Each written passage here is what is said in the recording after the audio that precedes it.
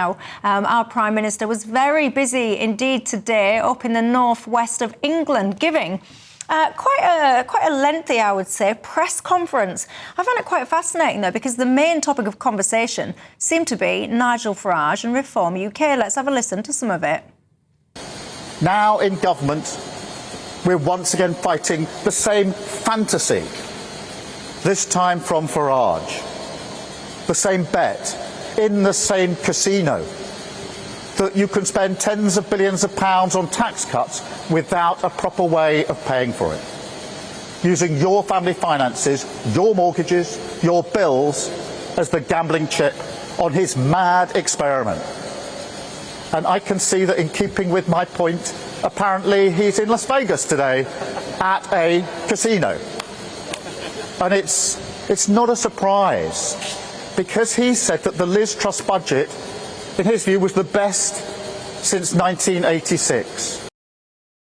I always, you couldn't see them if they were out of shot. I always feel a bit sorry for the workers that get rounded up and get put onto the side and made to stand behind these leaders when they do these speeches. My favourite one ever. If you're ever bored, wait until my show's finished though. If you're ever bored, look it up. There's a nurse in the background of one of them.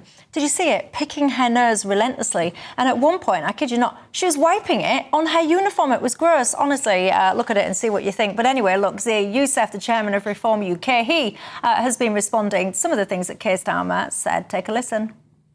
Ones who, in their manifesto last June, said they were going to increase spending by £10 billion. In their first budget, 3 months later, they increased spending by £60 billion. According to the IFS, that delta alone would be enough to eliminate income tax below £20,000, which is one of our flagship policies. The reality is, when it comes to the Tories, for 14 years, and now Labour, there's seemingly infinite money for foreign citizens. You know, free accommodation in asylum hotels, endless boats coming across the channel, endless foreign aid. When it comes to British citizens, British pensioners, for example, there's no money there. Now, Bill Rammell, if I was Nigel Farage, I would be so chuffed today, because one of the points that was raised was that is Nigel Farage living rent-free in Keir Starmer's head? Labour have got 403 MPs. Nigel Farage has got 5. Why is Keir Starmer dedicating all this time to reform? Is this a smart move or a silly one? Well, I mean, firstly, it's a legitimate critique. You know, Farage was throwing out spending commitments, you know, 80 billion to scrap income tax below £20,000 a year. It's a legitimate critique that it lacks credibility, it doesn't add up, and if it were implemented, he would either lead to a Liz Truss-style crash of the economy, or he wouldn't implement his policies. However, I do think it's premature. You can't keep up this critique for 4 years. And my analysis of where we're at politically and the votes in the local election is that a significant element of the reform vote was a protest vote. And there's actually polling to back that up. People were trying to send a message to the government. And by historic standards, it's not a high protest vote. You know, go back to 1981 and the SDP were at 51%. 2 years later, the government was re-elected with a landslide. I think what the government needs to do in response is to really concentrate on delivery, really significantly reducing net migration, which is starting to happen, the agenda for change, and bluntly, a much better communications effort than we've had since the general election. You seriously don't think that Reform UK and its popularity is literally just down primarily to protests, surely? A significant element of it, I think, is look at the polling that More in Common did the 2 days after the local elections, and a significant proportion of people who voted for reform in the local elections explicitly said they were trying to send a message to the government. Now, does that guarantee that it's recoverable? No, it's not. But I tell you what, there was another fascinating poll out this week by YouGov, which I regard as the gold standard amongst pollsters, and it did a series of heads-to-heads. Who do you want to be the next Prime Minister? And that's often the most telling indicator of how people will ultimately vote. And Keir Starmer beat Nigel Farage 44 to 29.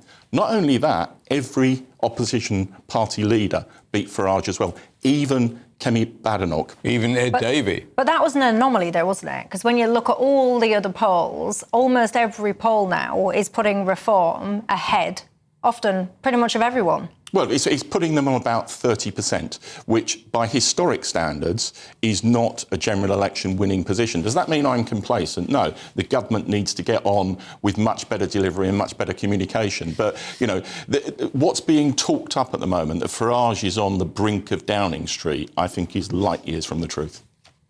Kelvin MacKenzie? There is a protest vote. They were the Conservatives and the Tories were protesting at 14 years of a dreadful, simply dreadful run, and they have moved to reform. And my bet, unless Nigel Farage's health doesn't hold up, my bet is that Farage will hold on to 25-30% of this vote. So I think Starmer is right in one sense to have a go, because what he's doing is he's recognising the reality of it. The reform aren't going anywhere. They're our competitors. For whatever reason, the Tories have disappeared off the edge of the table. And he is wrong, actually, to use the economy to bash Nigel Farage over the head. Because if there's one thing where we're up something creek right now, it is our nation's economy, where our debts are off the scale. I mean, we are literally on the edge of bankruptcy right now. I mean, we owe literally trillions at the moment. We are paying 100 billion a year in literally interest rates to people we don't know. We haven't met them over breakfast. They are people who have lent us money. They can unlend us money. So if I were Starmer, I would try and find some other area to attack reform. And the truth about the matter is, reform's strong suit, which actually Starmer hasn't dealt with, either because he wants these people to be his voters, right, is that to stop migration. If Starmer could stop migration, or Badenoch could, or Ed Davey could, they could find themselves in the same fantastic position that Nigel finds himself in today, which is This is an unbelievable politician, the like of which we haven't seen anything like this, A, since Blair, or B, since Thatcher. This is a phenomenon, and my view is, as long as the migrants carry on coming in their hundreds of thousands, you are never going to be able to kick Farage out of the headline, nor will you keep him out of number 10. Well, hold on, Kelvin. Net migration has fallen by half since Labour's been in power. It's still 400,000. It's still 400,000, but the measures within the immigration white paper will drive it down to about 150,000. Right. Now, Bill Rammell, you need to stop, because I'm not having this. Because I've heard loads of Labour people say this all the time. Net migration's fallen by about half since Labour have been in power. That is the most nonsensical thing, because surely you're not trying to take credit for the Labour Party bringing net migration down by half, surely. The measures were brought in by Rishi Sunak at the very fag end of the government, and they were supported by the Labour Party with the visa restrictions, and that has led to a significant reduction. The further changes will drive it down further. Power, Bill, for half of that period. They were not even there. No, but so how are they responsible for that yearly drop by half of migration? I find this claim, because I see it's getting reported all the time by Labour, this claim that we are taking net migration in the right direction. It's so absurd that it makes people look at the people saying it and say, you're not a serious person, because you can't claim something that's not yours. But, Michelle, we didn't oppose those measures at the very fag end of the Tory government, and I think had Labour been in power, they would have brought them in themselves. Because if you look at the immigration white paper, on top of that halving of net migration, there are a further significant number of changes that will drive the numbers down further. However, the big challenge, even though it's very small numbers, is the boats across the Channel.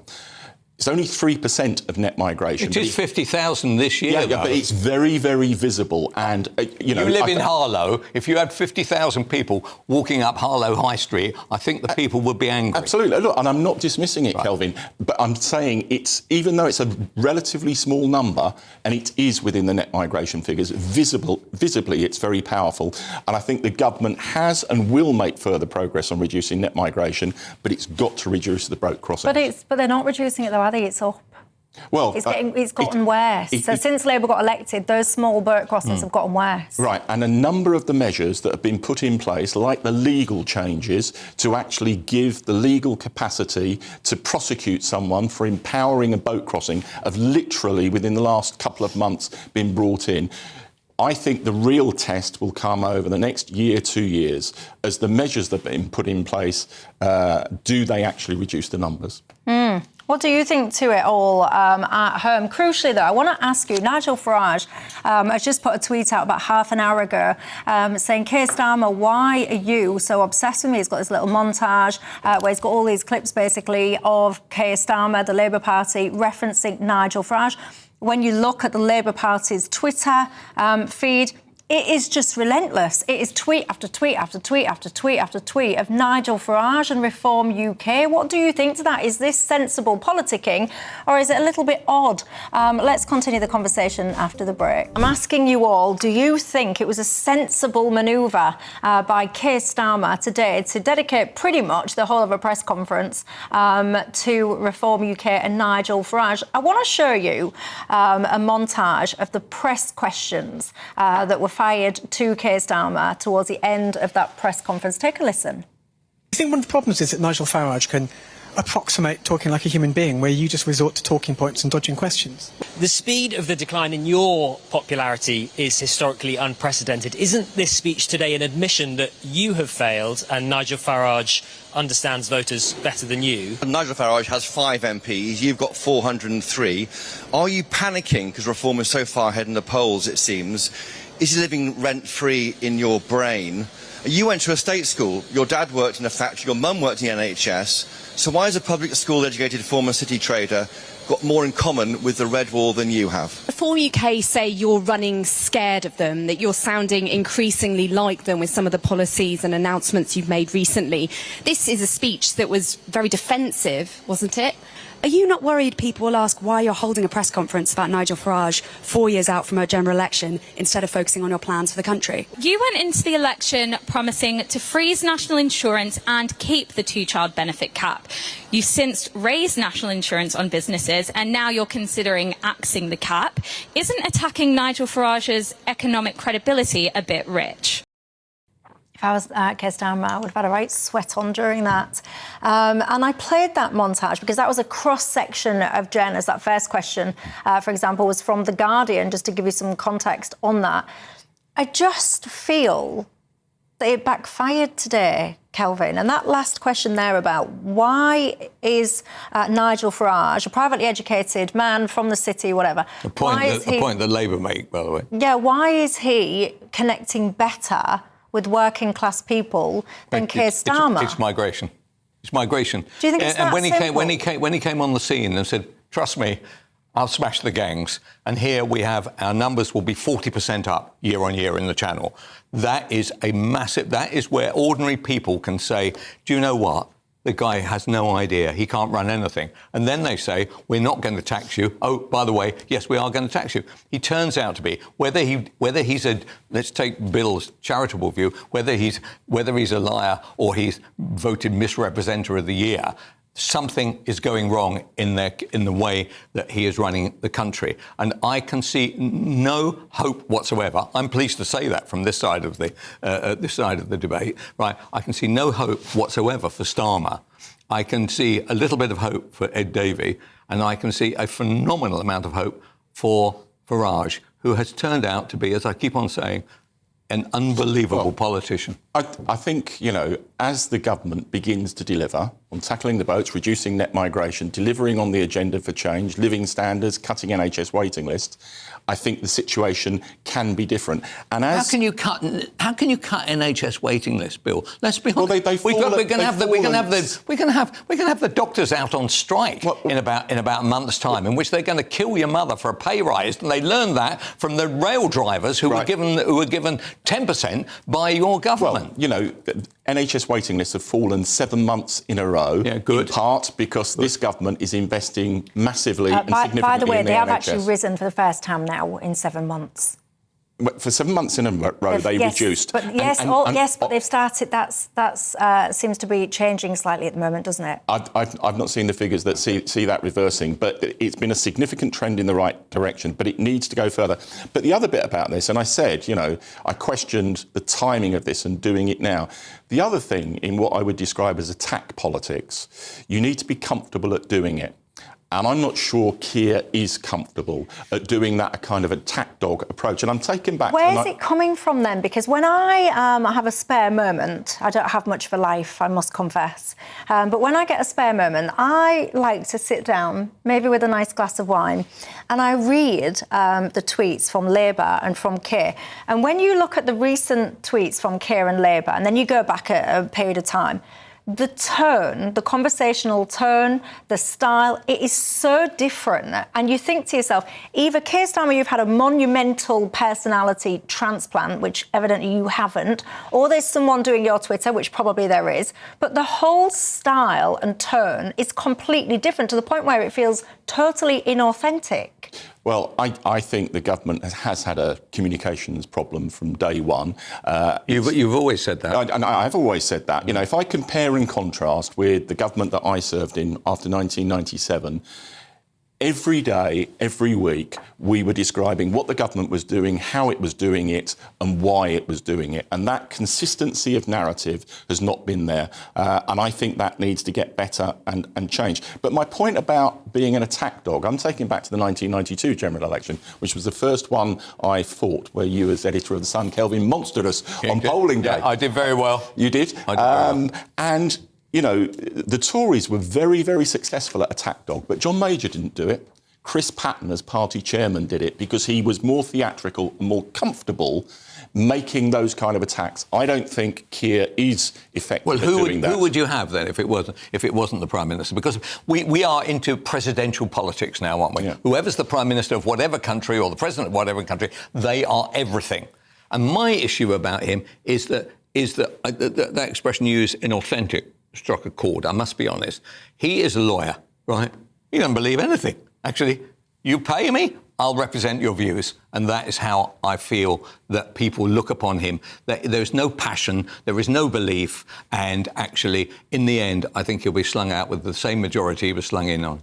Yeah, but I mean, a lot of legal professionals, they work on a cab rank rule and they do have to accept cases as they come along. So if he was here, we would say that that's not reflective of his own personality.